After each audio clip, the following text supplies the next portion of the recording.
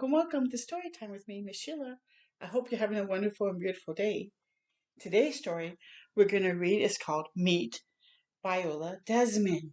Oh, so I know I already read a story about her, but this is like it adds more to her story. So let's hear it, okay? Okay.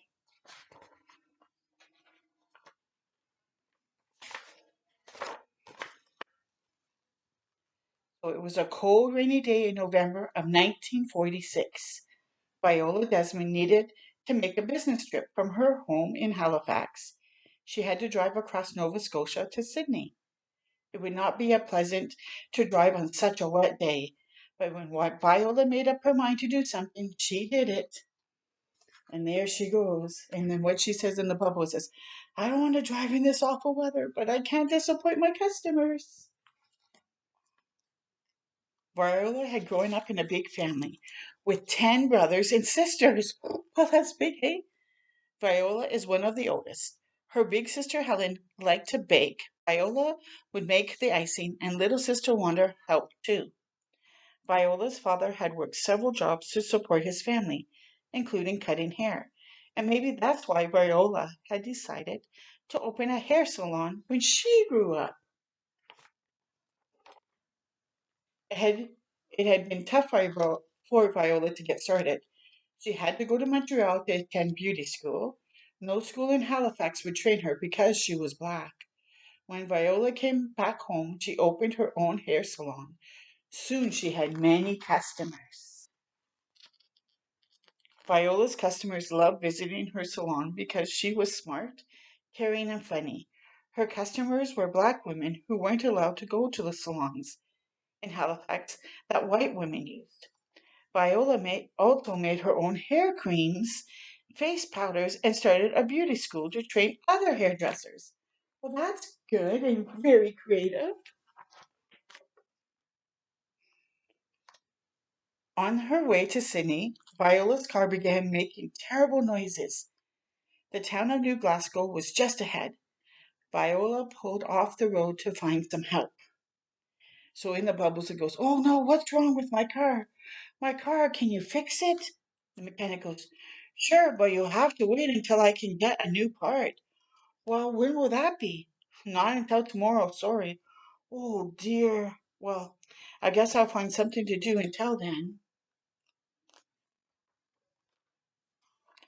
Then Viola saw a movie theater nearby.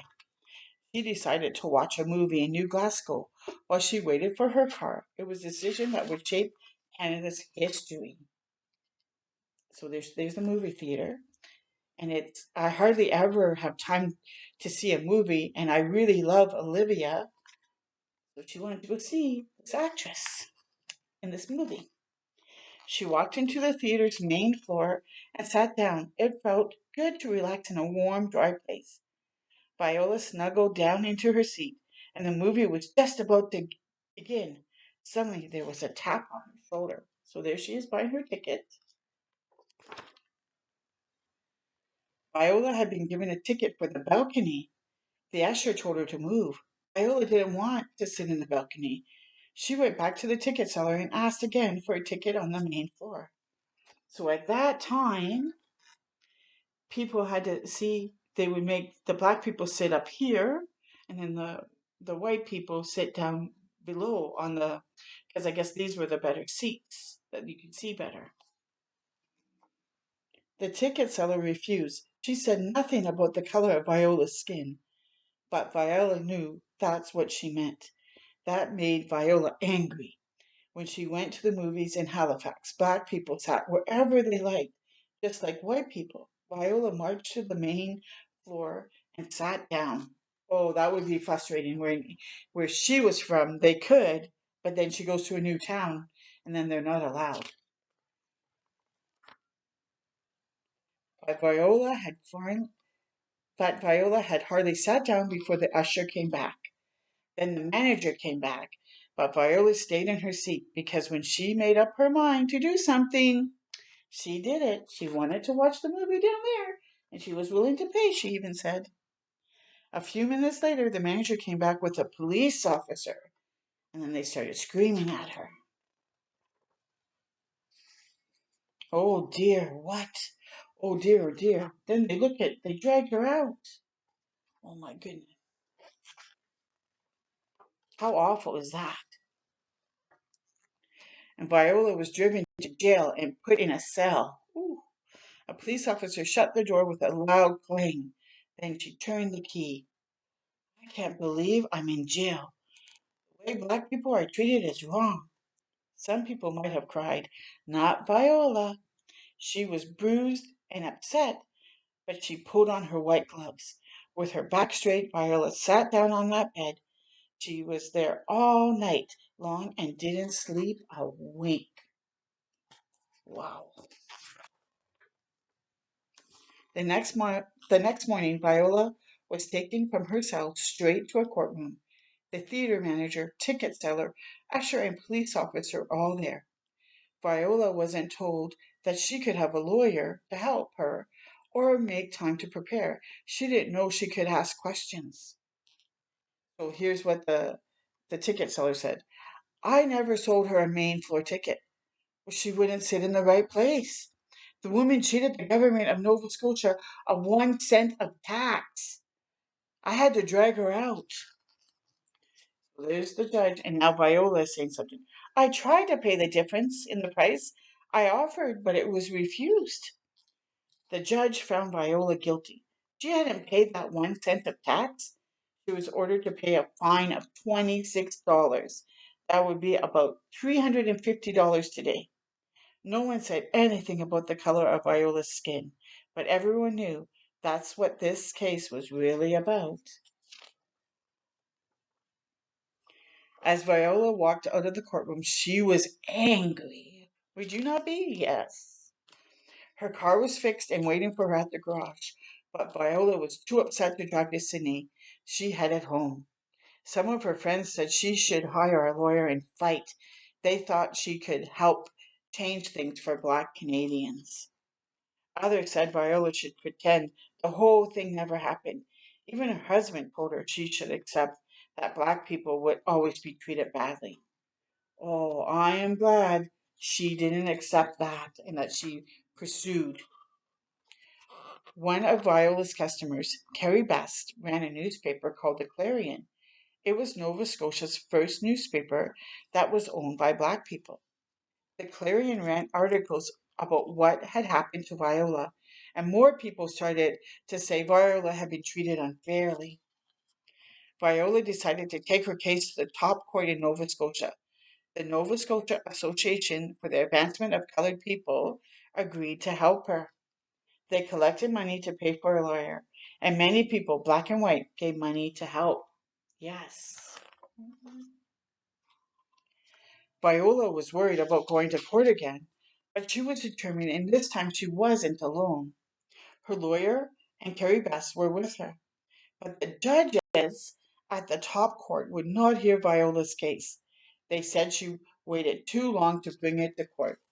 Oh my goodness, is that not crazy? Again, no one talked about the color of Viola's skin, but everyone knew that's what the case was still about. One of the judges even hinted that the case wasn't really about that 1 cent of tax. He suggested it was about getting black people, or it was about keeping black people apart from white people. Oh, that is so sad and so hard and discouraging. I'm so grateful Viola Desmond kept fighting. Viola knew she had been treated badly because she was black. She hadn't won her court case, but the NSAACP kept working for justice. So did others like Carrie Best and the Clarion. A few years later, Viola moved to Montreal, where she took a business course. Then Viola headed to New York City, where she worked finding jobs for singers and actors. Wow. Viola died in 1965. But that's not the end of Viola's story. When Viola spent that night in jail, her little sister Wanda had been ashamed. But when Wanda was much older, she felt proud of Viola. Wanda was glad her sister had stood up for Black Canadians. Wanda began telling people Viola's story. She talked to children in schools. She spoke at universities. She gave interviews to reporters. When people heard what had happened to Viola, they said it was unfair. So this is Viola's sister, Wanda, and how like when she was older and started sharing her sister's story with everybody. And then Viola told the manager, "I'm not moving." It took two great big men to drag her out. And look at the children. "That's not fair." And then what happened? And tell us more. I'm glad that these children want to learn and make sure it doesn't ever happen again. In 2010, Nova Scotia Premier Darnell Dexter apologized to Viola and all Black people in the province. A pardon had been granted for Viola. He said she was not guilty of any crime. He said she had not been treated fairly, and Viola was the first Canadian ever to receive a pardon after she had died. So here's what the Premier said. "On behalf of the Nova Scotia government, I sincerely apologize to Miss Viola Desmond's family and to all African Nova Scotians." Yes. When it was announced that Viola was going to be put on a Canadian $10 bill, Wanda was so proud. Viola had wanted to make things better and more fair for Black Canadians, and she did. Because when Viola made up her mind to do something, she did it. I wish Viola could see how she changed Canada. She'd be very proud. And that's what her sister Wanda is saying. Is that not beautiful? Wow. See, sometimes we might not see the change when we're fighting for something that is just, but uh, generations will afterwards by God's grace. And so here's um, pictures of Viola Davis and her sister and getting um, the recognition.